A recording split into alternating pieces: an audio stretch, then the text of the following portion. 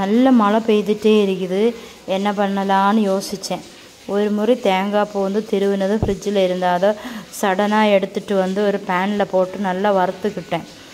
கறியை விடாமல் வறுக்கணும். இந்த சில படங்கிறது வரை இந்த தேங்காய் வந்து கொஞ்சம் வறுத்து எடுத்துக்கிடணும். இல்லாமல் இருந்தால் இது வந்து கரிஞ்சால் கொஞ்சம் நல்லாவே இருக்காது, டேஸ்ட்டும் இருக்காது.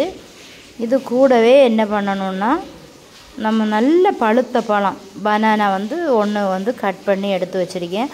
அதையும் இதில் சேர்த்துடலாம். சேர்த்துட்டு 50 கிராம் 3 கலரில் டூட்டி ஃப்ரூட்டி வந்து நான் எடுத்திருக்கேன். அதையும் இதில் சேர்த்துக்கிடுங்க. அப்புறம் ஒரு 3 டீஸ்பூன் வந்து சுகர் சேர்த்துக்கிடுங்க.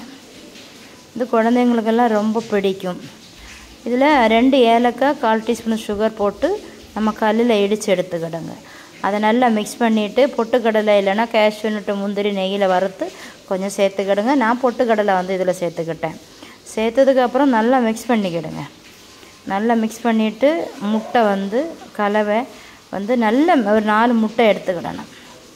நல்லா மிக்ஸ் பண்ணிக்கிடணும். நல்லா மிக்ஸ் பண்ணிவிட்டு இதில் 1 டீஸ்பூன் மைதா மாவோ இல்லைன்னா கோதுமை மாவோ எது வேணாலும் சேர்த்துக்கலாம். நல்லா தான் இருக்கும். நான் அதை ஒன்றும் சேர்க்கலை.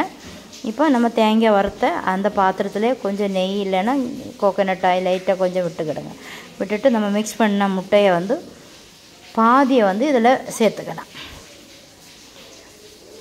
இப்போ பாதியை விட்டு நல்லா ஸ்ப்ரெட் பண்ணி விட்டுட்டு நம்ம அந்த பூர்ணம் வந்து ரெடி பண்ணி வச்சுருக்கோம் இல்லையா, அதை லைட்டாக இதில் போட்டு இன்னும் ஒரு தடவை கூட போடுங்க. 2-3 ஸ்டெப்பாட்டு அப்படி எடுக்கலாம். நான் ஒரு ஸ்டெப்பாக தான் போட்டு எடுத்துக்கிட்டேன். நல்ல டேஸ்ட்டாக இருக்கும். இப்போ முட்டையை வந்து இந்த மிக்ஸை வந்து திருப்பி அதுக்கு மேலே விட்டு லோ ஃப்ளேமில் வைங்க, இல்லைன்னா சீக்கிரமாக கரிஞ்சிடும். இந்த மூடி போட்டு ஒரு 10 நிமிஷம் குக் பண்ணுங்க. குக் பண்ண பிறகு திருப்பி நம்ம போடணும் இல்லையா, அந்த மூடியிலே நான் வந்து பேனில் பிடிச்சி திருப்பி நான் போட்டு எடுத்துக்கிட்டேன். மீடியமாக வைங்க.